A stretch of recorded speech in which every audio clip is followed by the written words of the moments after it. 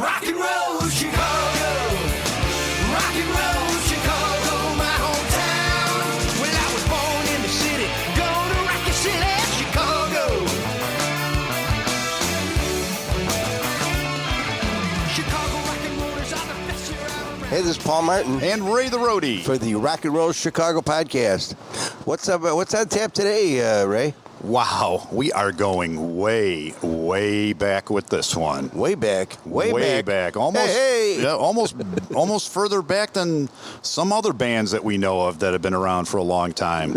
Unfortunately, these guys aren't around anymore. I mean, they're around, but they haven't been performing as the band. I'm talking about Freewheelin. Freewheelin, yes. I remember Freewheelin. I know a couple of them guys, too. Me too. God, maybe that's our connection. Maybe that's how we were destined to be joined, and like Siamese twins. That's right. Well, let's see what Freewheelin has to say for themselves. Sounds good. Let's go. We're here in Tinley Park. We're meeting with the band Freewheelin. How you guys doing? Yeah, good. Yeah, No, good. no. Old, but good. Yeah. Old is right. Yeah. Good to see you, Paul and Ray. Nice Paul. to see you. Yeah. Nice to see you. It's been a while for the band, huh? And you guys are coming out of retirement for a show here. Yes. in a Yes, we week? are. Yeah. That's true. Yeah, we got. As you may or may not know, we lost a member, Founding member, yeah. founding member of the band, The leader. and he passed away early last month. So we've got his memorials coming up next weekend, and a musical tribute with Freewheelin and the Dancing Noodles. A great double bill at the Riley's daughter. Right. Oak Lawn. On You're Sunday, talking about January Kevin 12th. Right? That is, sorry. Kevin Favich. On the That's 12th. okay. It was Kevin Favich, yep. Kevin played sax with you guys. Played Right. sax and he played flute. And he played the same with the Noodles too. That's right. Right. Oh, yeah, long time. Yeah, you know that, yeah. Yeah, Paul, we brought Kevin in after 1 year of the Noodles. Now, I would be remiss if I didn't point out that right now, this is this Freewheelin band interview that we're talking about here, but we also have 3 founding members of the Dancing Noodles here, because Brian Sarna on bass guitar, that's right there. Say hi, Brian. Hi, hello, everybody. Yeah. And myself, Hi, Glory. myself, Ed Kammerer, and Paul Martin, who is also an interviewer today. Interviewer and interviewee. Well, That's right. Yeah, so somewhat. Yeah. Boy, that happens to you a lot, isn't it? Yes, it M&R does. Rush, Yes, it does. Dancing Yes, Noodles. it does. Yeah, so that's kind of what brings us together.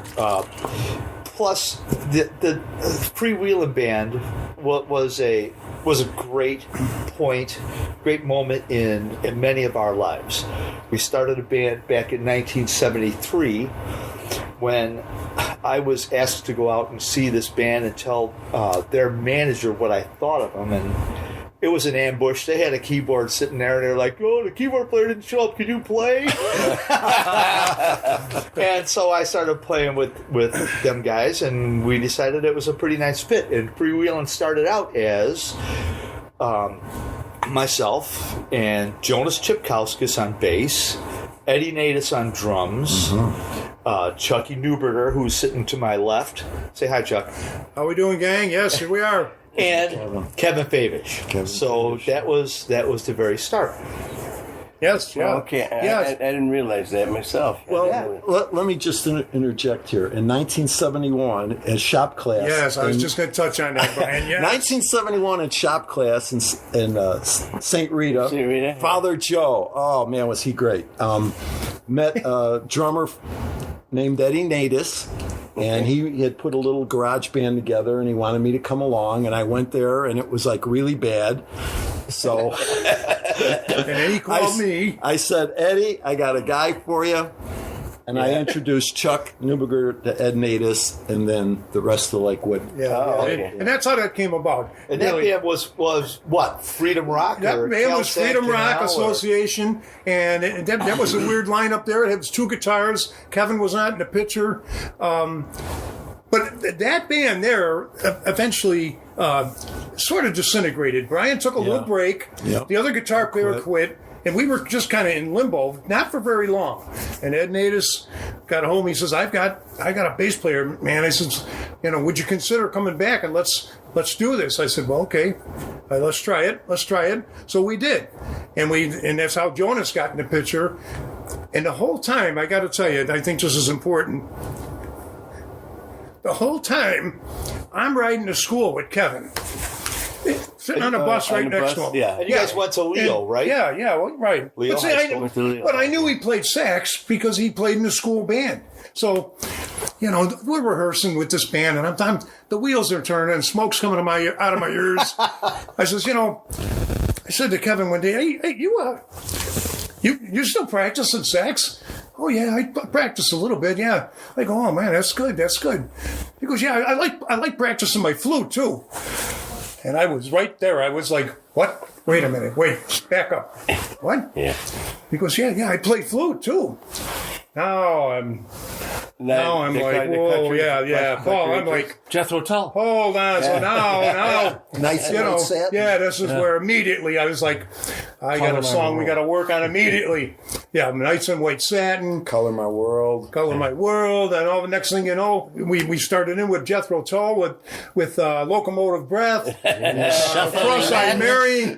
Oh man, I mean, but you see. That completely changed the band. It shaped the band. And then now we started towards the Chicago stuff, doing beginnings, Make Me Smile. We had Color My World in there, all that stuff, that's how that came about. Kevin was super instrumental in, really shaping the band, shaping the way, the direction the band went. Yeah. So you guys, where'd you go from there? When did you join the band then, Brian? Well, I came back in like 74. I came in the summer of 74. They were going through a change again. Wanted to change bass player and drummer.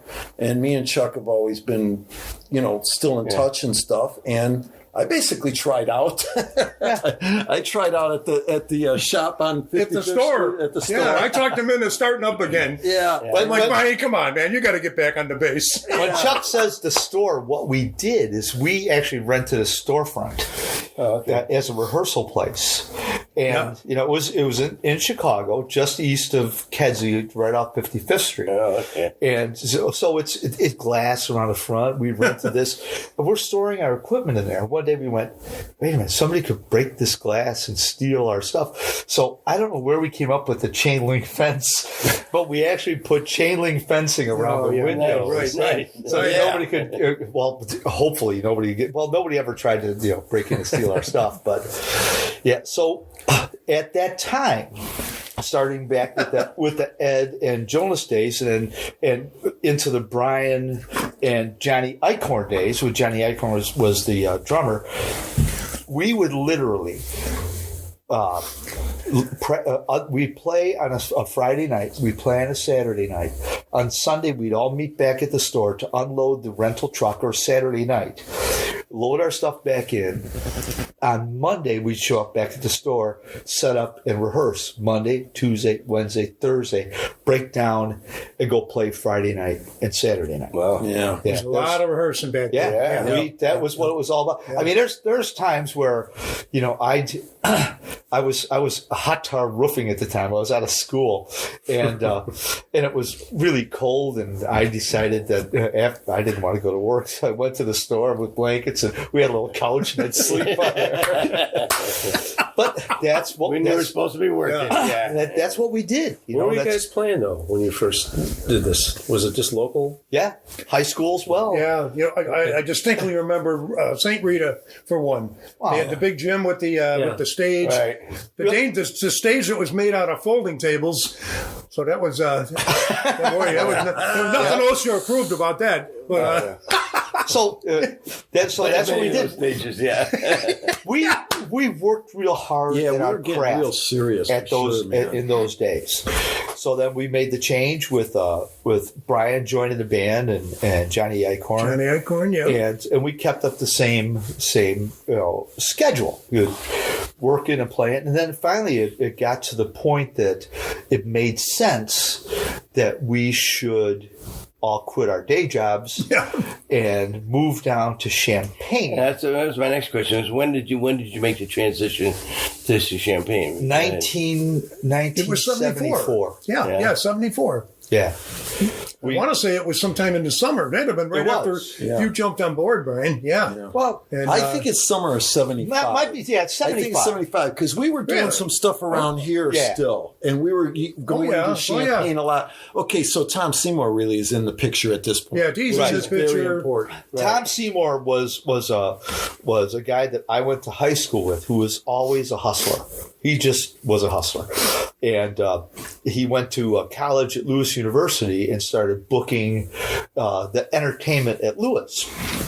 And at one point, he was talking to this agent, a guy who owned an agency down in Champaign, and his name was Doug Bauer. And he said, Doug, I'm booking all these acts for you here at Lewis. Can I make any money doing this? And eventually he went to work for Doug Bauer at Blytham Limited in Champaign. And that Champaign scene at that point was just like exploding with talent. It was just Live music everywhere. oh my Yeah. God, it was off the hook. Every night a week. So it became a thing that we just said, hey, we want to be part of that scene. So all of us quit our day jobs, loaded up the truck, and moved down to Champaign. we did. We Yeah. rented a house, Rented a house, and kept yeah. that same regimen where we practiced in our basement Monday, Tuesday, Wednesday, Thursday, and we were playing Friday and Saturday. Right. That's where we got the nickname Freewheelin. We were freewheeling, but we showed up with this we bought our own truck and had somebody paint Freewheelin, the logo on the side. But the way they did the E's in a script, they looked like O's. They look like O's. Yeah, so all that came the about, people yeah. down in Champaign saying, "Who's this Freewheelin band?" That's a stupid name. boy. Yeah, so that's yeah. what we Right, became. right at the time, too, when I joined the band, we also brought in a singer who Chuck knew from school. Yes, from Happened to be, Leo High School also. Oh, that's right. Yeah. Happened to be Kenny Cetera. Right. So he was brother of Peter, and, Peter Cetera from Chicago. Right. Yes. and he came in, and it was like, as soon as he opened his mouth and started singing, it was like, okay, you're in, kind of, you're in. Yeah. I mean, Yeah. The other 30 guys we tried out, I said, listen, okay, you're in. Yeah. That was. That was Kenny And Cetera. then Yeah, he came yeah. down to Champaign with us for about a year or so. Right? Yeah. Right. Oh, yeah. Did he drum though too for you guys? Well, he came back to help us when we were going through A drum change. the drum change The drum again. change, yeah, because they had to get seat, whatever. Yeah. Brian, you said that best earlier. You said that we were kind of like Spinal Tap. Spinal Tap, and that was a moment where we actually asked Kenny to come back because he drummed. He was always practicing drum, knew the songs, and this is right before Mike came in. I got a picture of us at Beginnings Lounge up in Schaumburg with Kenny on the drums. Oh, that's awesome. Yeah, yes. And he kind of saved us there a little bit. That might have been Yes. where I went to see you guys. And Mike comes to see us because Tom probably you guys were already in a Blytham band, right? Right. I played in a band with an older brother, played keyboards. A friend from high school played bass, fretless bass.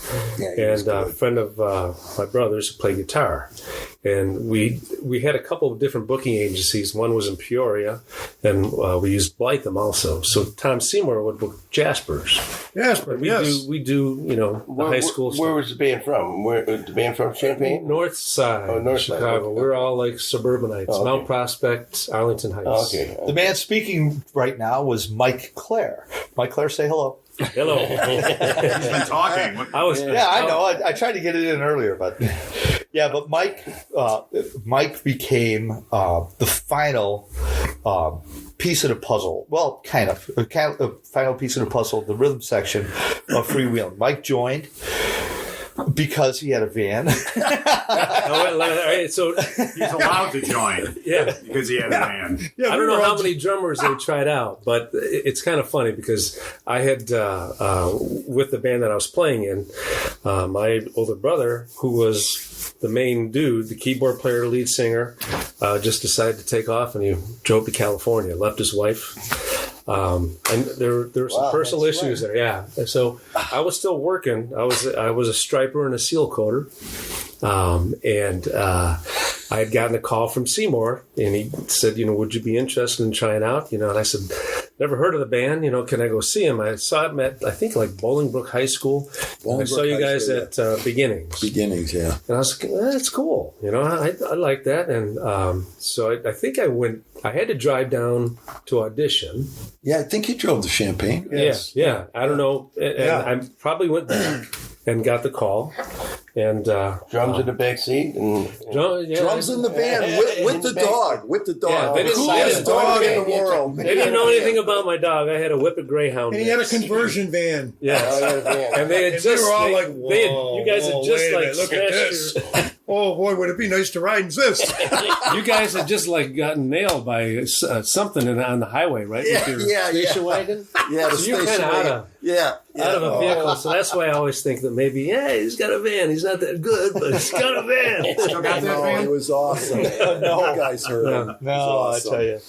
Yeah, so that's Mike, and at this point, there's Kenny Sotero, and then that was just to interject too, and I think it was like October of '76. Well, there you go. Oh, Wow. that's cool. Okay, good. That's cool. Yeah. So at this point, I think that it makes sense to talk about the Freewheelin plan, because we really did have a plan of what our future was going to be like. And we decided through one of the other agents had this idea that maybe, we'd kind of model like an Up With People kind of thing. Not that that's the music or anything we would do, but what Up With People did is they did assemblies at high schools. And they would go out and do this assembly, and all these people, all the kids, hey, that's Up With People. But our plan was to do assemblies at high school and offer them free to the school, with the caveat that they would have to allow us to do a dance or a concert or whatever they wanted to do at nighttime.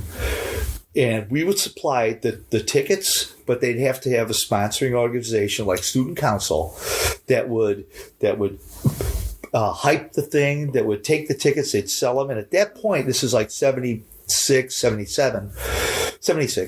Yeah, you were doing it already. They would sell the tickets for $3 a piece to get people to come back to see the concert. And then they would get 10% of the door, and we would take the rest of the money.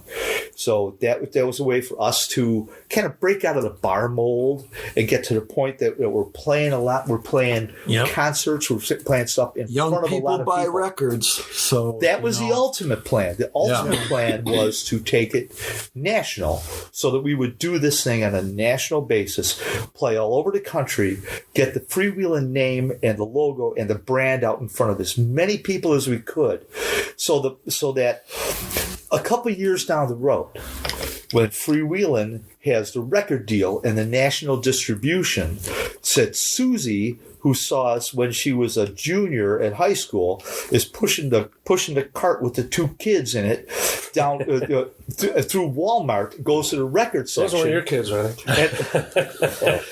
You had to derail me on it. So, and then she would see the end cap, and there's the album, the Freewheelin album. She'd go, I remember those guys. Right. They played at my high school. Yeah, the playing at the high school really went that was the along plan. with- Well, you guys kind of etched that into your. And you guys were kind of forerunners of that for me. I mean, I never heard of that before, because I was going to ask you about that, how you did the assemblies and you played at night, but somebody was just telling me recently, and I'll be darned if I can think of who it was now, that they're doing that now. I'm not surprised. Somebody we talked to, Sure. but they said they're doing that now, and I said, well, I thought at the time, I said Freewheelin started that, as far as I know. Oh, yeah. Yeah, we were unique. Yeah. We were very unique in That's that. when we were like literally on the road minimum. I mean, 6 days a week. Yeah, we 7. were- that was and like- keep in mind now, don't forget, we were still playing bars. Yes. So we would get done with a bar at 2 in the morning Yeah. and have to be at a school somewhere Yeah. at 9 o'clock. Yeah, and like pass around it the was Listerine. brutal. Don't It was let the brutal. principal smell your breath. Well, it was, and Chuck, right on that note, it's funny that this just happened right before Kevin passed. I was at his house about a week before, and he brought up that exact subject. He said, Tommy McDermott, who was a sound man to the Stars, the Hounds, he was a sound man for us and road manager. He says, do you remember we were playing with the place in Danville, Keggers? Keggers. We're playing I remember Keggers. Keggers. You guys Keggers did that a lot band. too. We're playing Keggers like on a Wednesday night. The next day, we had to be up like in Streamwood or North Suburb at some school. And Tommy McDermott talks this toothless bouncer into coming on the road with us for 2 days. Because we had lost either Lester and Grady. Some of the road crew had quit. And Tommy had talked to this guy, and he's like, sure, man, I'll go. And, here we are. We're showing up at the high school, like Chuck said. Sometimes we went right there. Yeah. Oh, my God. Sleep, same clothes on, And you got my toothless God, bartender. with the toothless bouncer, man. Bouncer, And Kevin was like, do you remember that? And I'm like, oh, my God, I barely remember that. But, yeah, so him, Kevin, and the toothless bouncer went up and loaded in. And then we would do that. And the school loved it and we made it like an educational thing. So that's history of History of rock. rock and roll. That's History the of rock. assembly was a history of rock and roll, Yeah. a very loosely based history of rock and roll. And you had to do something. How long did you play the assembly? Just 45 minutes. Yeah, like a classroom time. Okay. You know? Yeah. And they would get everybody in. Yeah. And it was great for them. We Because, ran the gamut. Yeah. I mean, Glenn Miller, you name it. We start were with in the mood. We'd start with- we'd start it off like, do Glenn some Miller Beach and Boys. Yeah. Beach Boys and just take it on up. Because we had the saxophone. I mean, We thought we could it do was crazy. anything. Yeah, we were doing Glenn Miller. Yeah. And then we'd end up, The end song was always something real current that just real was on the current. radio. Yeah, whatever's on. And like the Kansas. We do Kansas or Sticks or something like Toto. that, Hold the line, whatever. Yeah, just say, well, this is what you're going to hear tonight if you come back to the concert, to the dance. So what did you do with the millions you made off of it? That's a good question. We gave it to the road crew. and honestly, Ray, I remember, Tommy was so special for us at the beginning that Tommy McDermott. Tommy right? McDermott. That I remember at one point when he was trying to leave, that we were paying him more than I ever made because he was, He was the guy. he was a very integral part of getting all the bullshit done, for us to get there. He could talk you into opening up your electrical box and wire, 250 volts in, like, oh, the guy'd be okay, and then we'd have lights, good lights, show. Oh, yeah. But getting back to the assembly, the thing that really catapulted the band was the first time we did the National Student Council Convention in Marlborough, Massachusetts. Right. And we had rented a motor home and had a truck and had Seymour and so And here we are with our booking crew, our agents came out with us too, and we set up at this convention, which is student councils from all over. So it's all the different States. activities student councils would get involved with. Yeah, and even like the Army dudes were there, trying to recruit, and We all had they were blown away. matching They said, jackets. And "You stuff. guys, You guys are more organized than we are. Yeah. Yeah. So we played at their closing night dance. We made sure that we were around everywhere they went. They could see us, which led to some fun stuff, because they were in Boston. Yeah. So we knew where the kids were taking their tours. So we would meet one group over here. Says, "Oh, they're going to be over here. Let's go." And we run over there and do it. Then finally, and this is the fun part, we ended up at Faneuil Square, which is the big thing on the waterfront in Boston. found a piano." Right. Got the outdoor bar to open up the piano. So I'm playing the piano.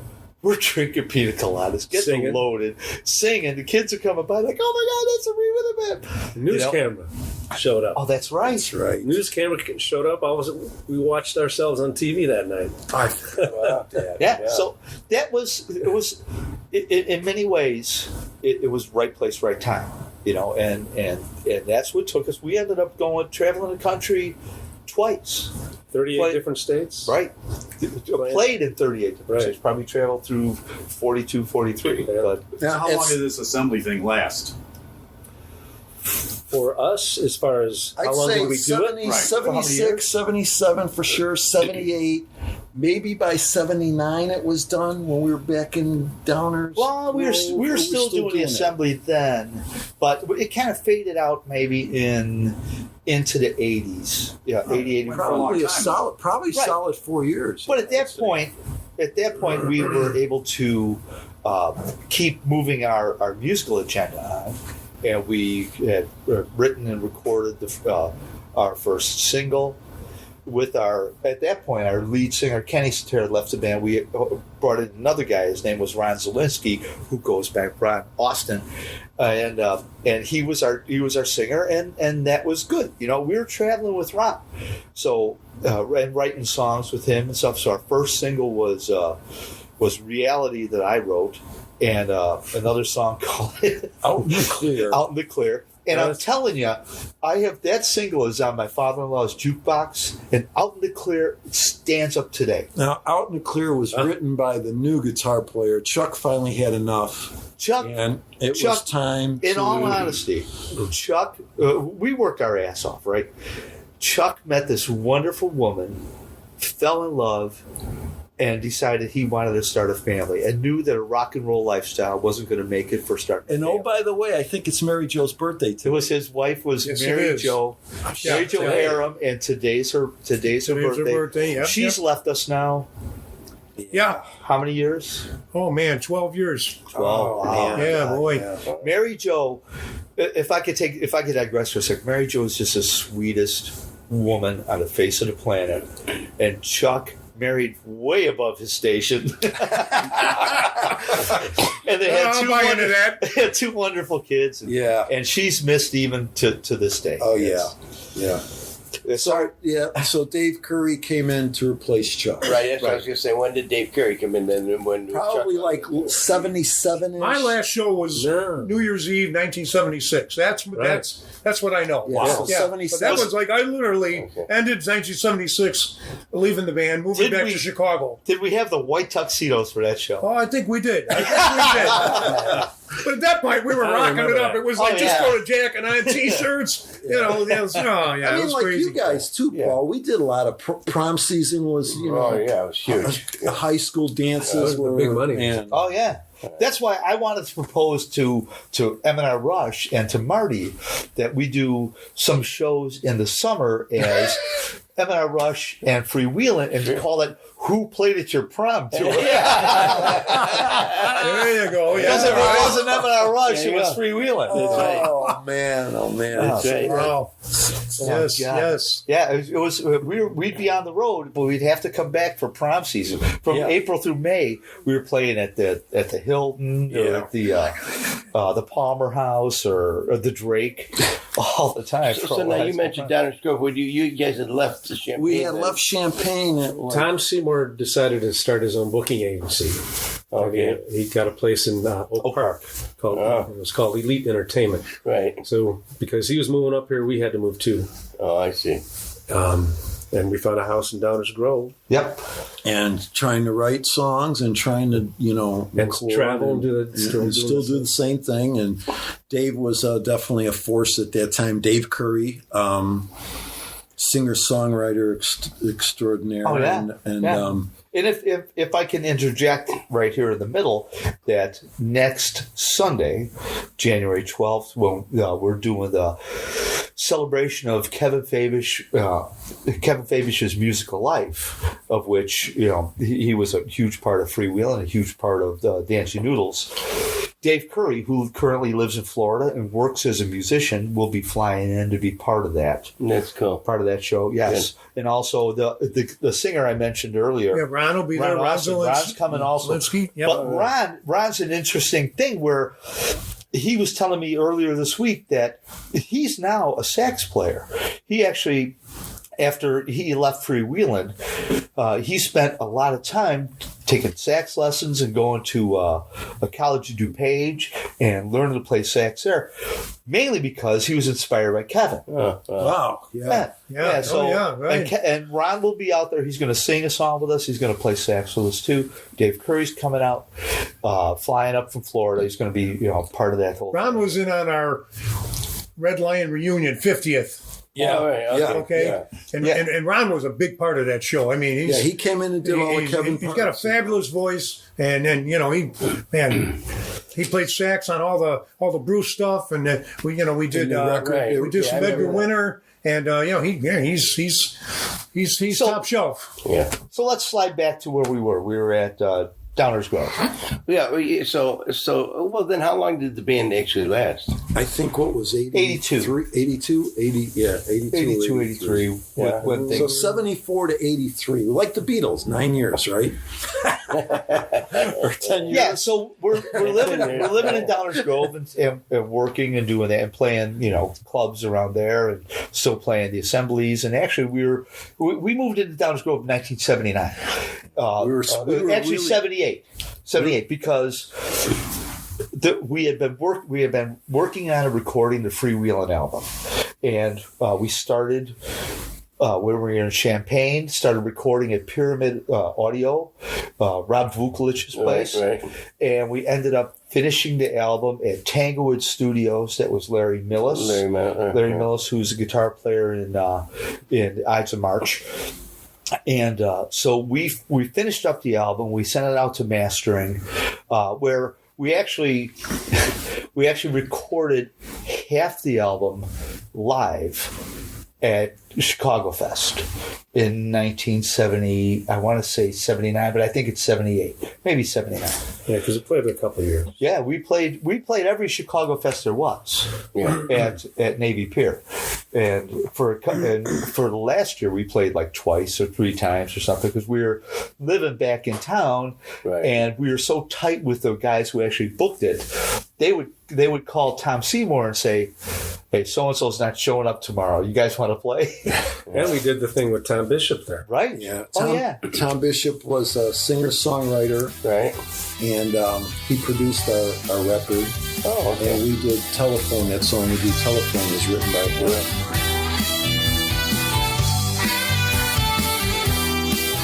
From the bright and early morning till the dim and weary night, keep on pushing buttons in a never-ending fight. It's mindless information, but you hang on every word. The lies and aggravation are like none you've ever heard. It leaves you all alone, talking on the telephone.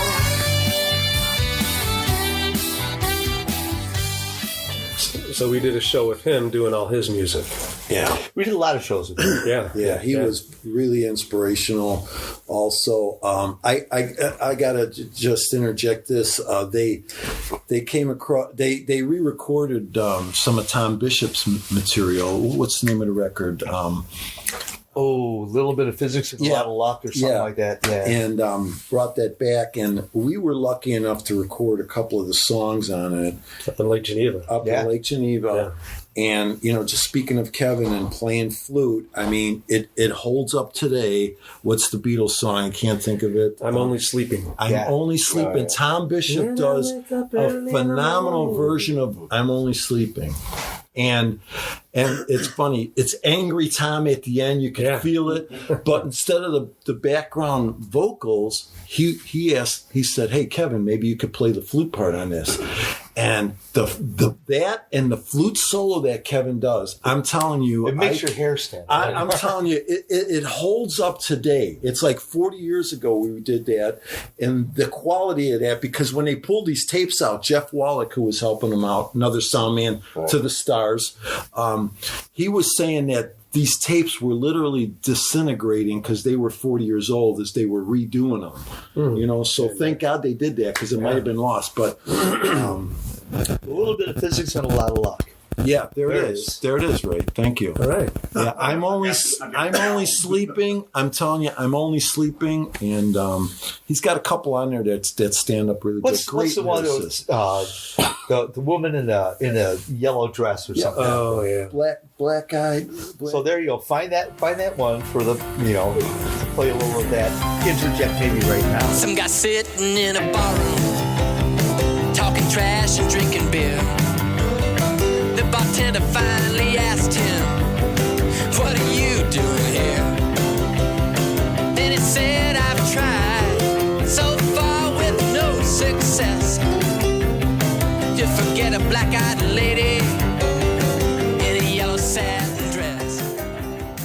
I'm Only Sleeping. It's just, I'll tell you what, it is really, out of a lot of stuff that we've recorded, and the Freewheelin album sounds really good now too, you know.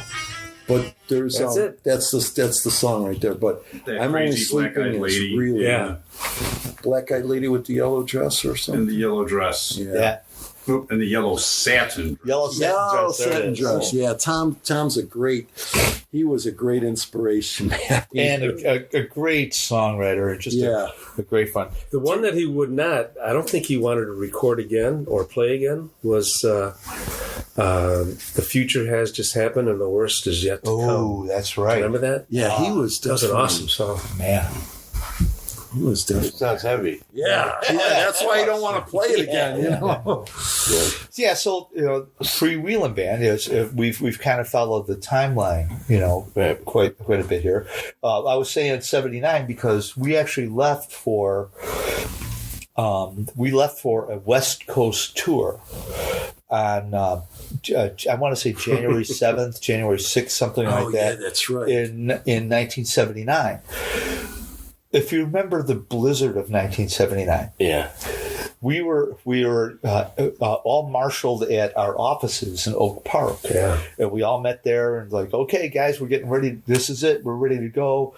We were driving from Chicago down to Dallas to pick up the very fresh copies of our record to take them on tour with us. We were driving to Dallas, then going to Albuquerque, then going to Phoenix. Right.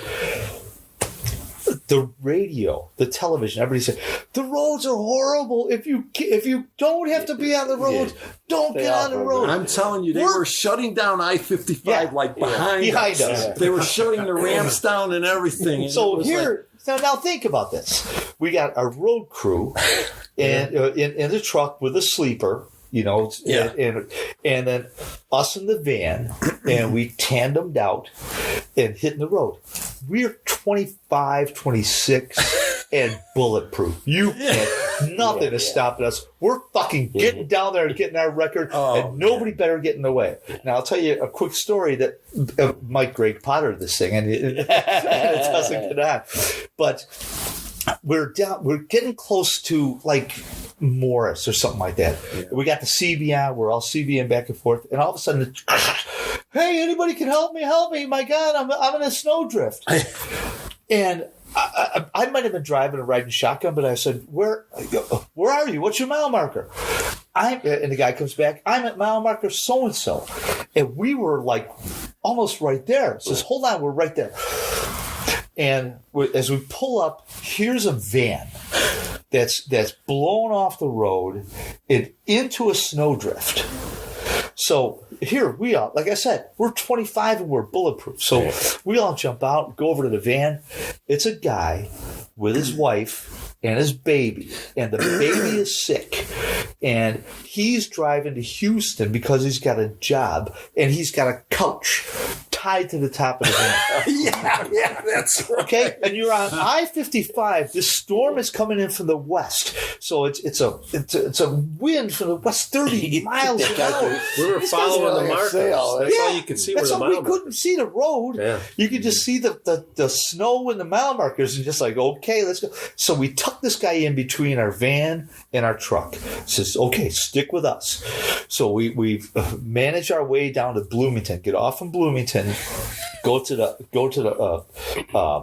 truck stop there, and we're all like on the same page. All the guys in the band and the truck. We actually switched CBs. Okay, go over here. Listen, we're not taking this. Yeah, this guy's done. So we got him over, and I don't know who all went. If I went up to him or Kevin.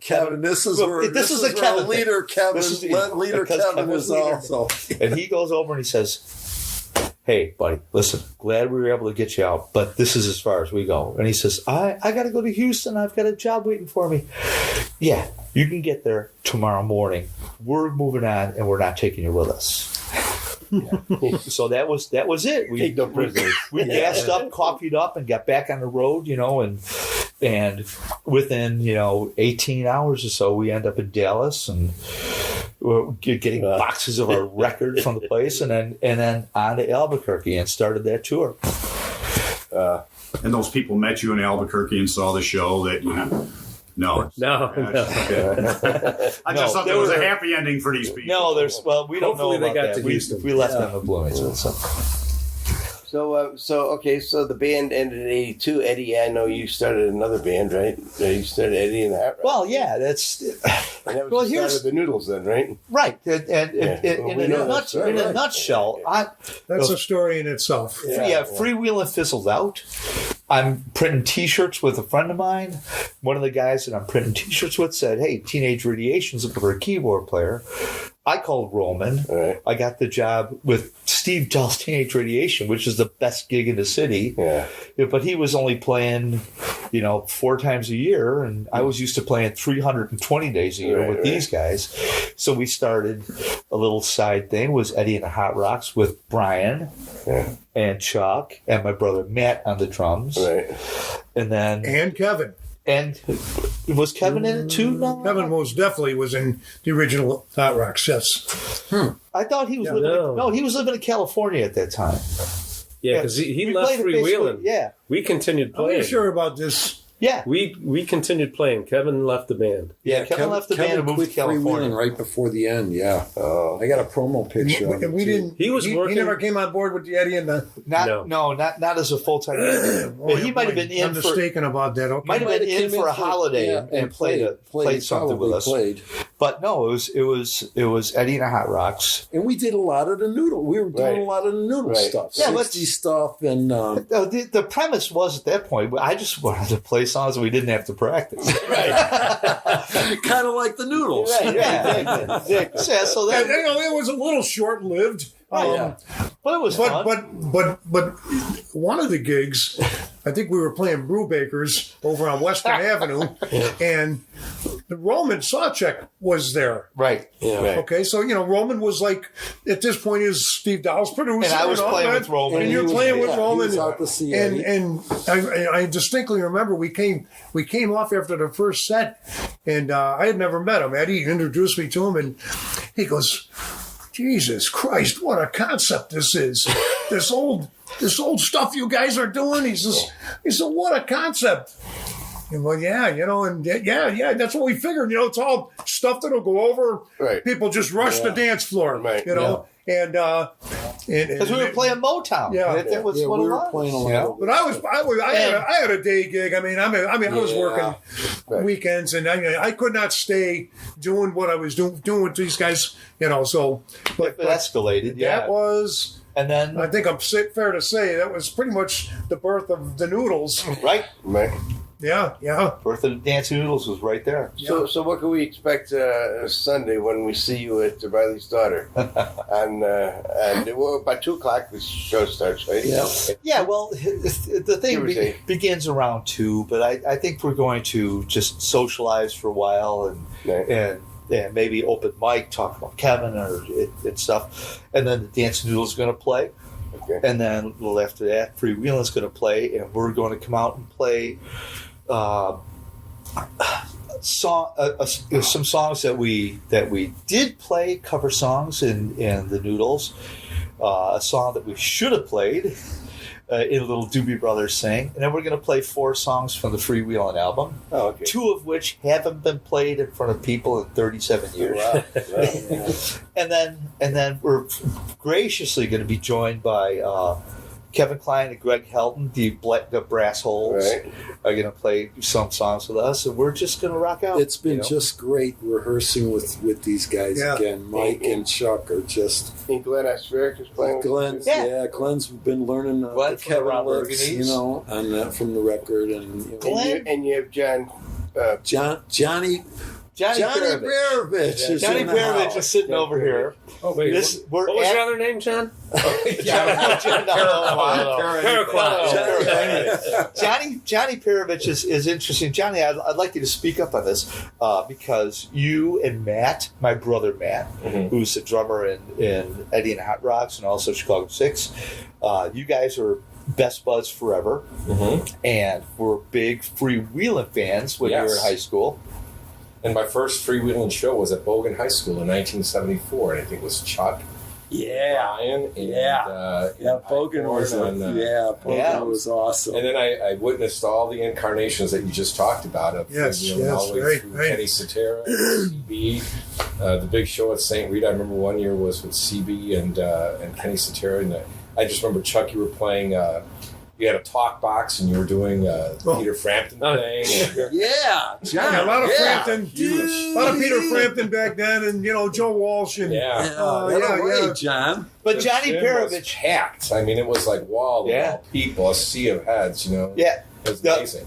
The St. Rita community loved us, and they truly believed that, as we did, that we were going to be the next big thing. I think you were the next REO Speedway. Right. That's the next Sticks, next REO Speedway. And that's as we did too, and Johnny was there to be a part of all that.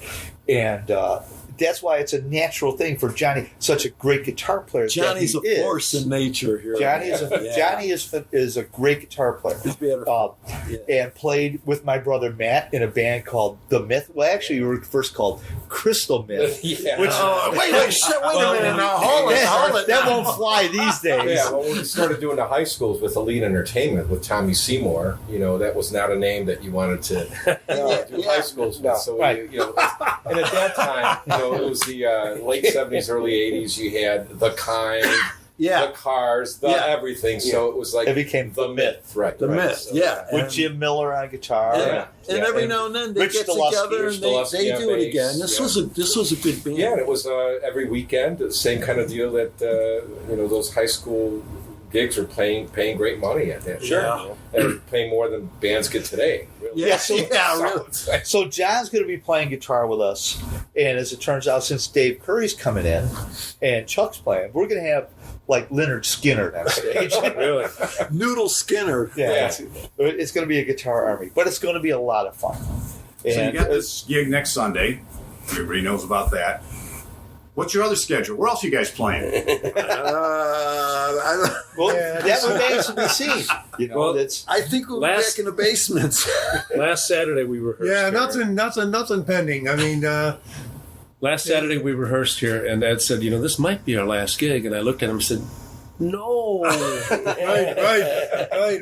Who knows? I'm telling you, we go out on This band can surface at any time. Yeah. Who played at your prom? Tour. Well, Mike Clare had the van. That's how he got into the band. I've got the basement, so that's how I got. So you never know. It could be and the amplifiers. So. And we're probably going to be telling some stories Sunday, right? Yeah, I would guarantee you. Definitely. Maybe Saturday too. They might ask someone for some stories. I have one that I'd like to share now because I've never forgotten about this. And was it Downers Grove? No. We were on one of our West Coast tours, and we were in Seattle. And the one thing with Kevin was that when he would get upset or pissed, he'd get this strawberry in the middle of his forehead. Yeah. And it would just turn red, You could tell there was something bothering him because, man. So anyway. Is this the haircut? Yes. Now, let me just interject real quickly. Kevin Fabish. We can edit this. That's okay. Kevin Fabish had beautiful blonde hair. Yes. He wore long blonde hair. And like women were just envious of his hair. But he also had a goatee, and he wore octagon sunglasses. It was quite often that we were out at like the Red Lion or someplace in Champaign, and some drunk guy come up and tap him on the shoulder. He said, "Hey, honey," and he turned around and like what? And the guy go, "Oh God." So anyway, we're on the road, and there was a place that I think you and Kevin, Ed, would have. It was like a haircut college, or where people that wanted to be stylists, and they were given like these great discounts on haircuts, or maybe for free. $5. Yeah.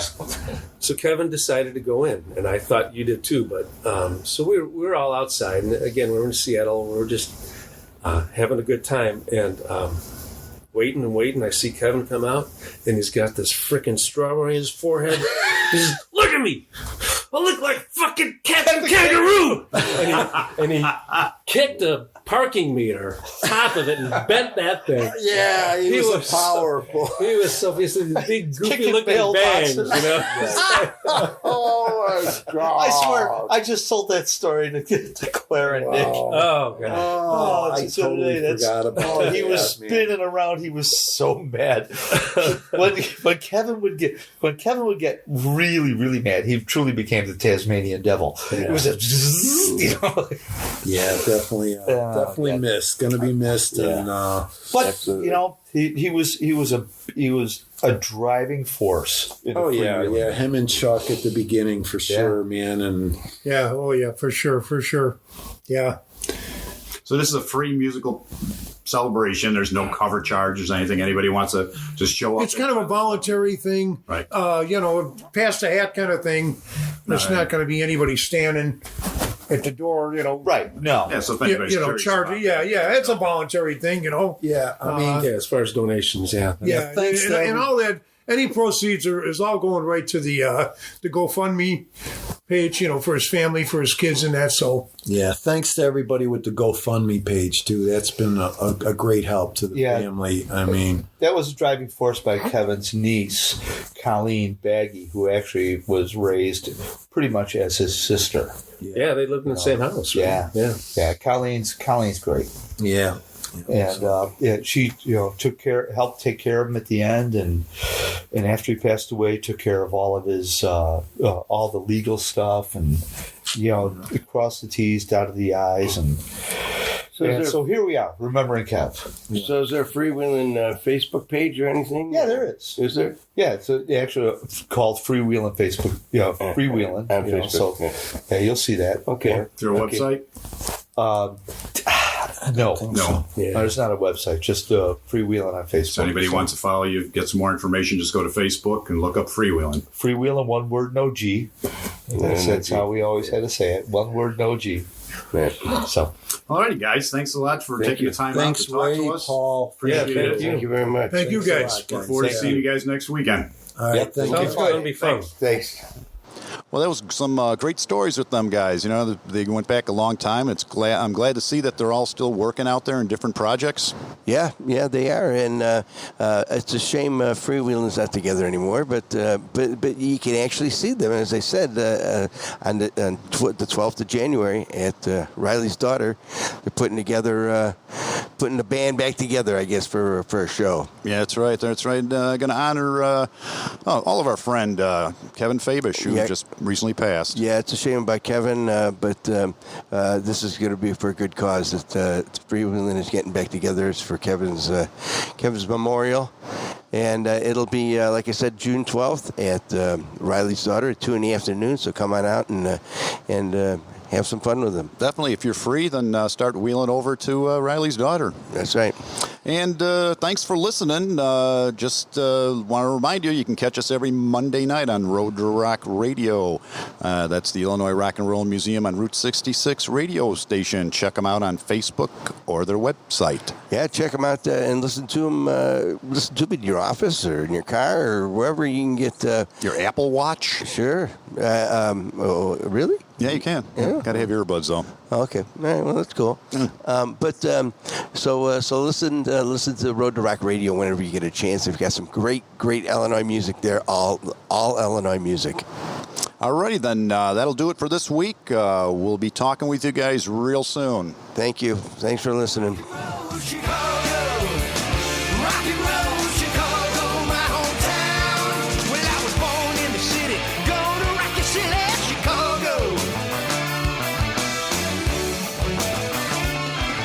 Chicago rock and rollers are the best.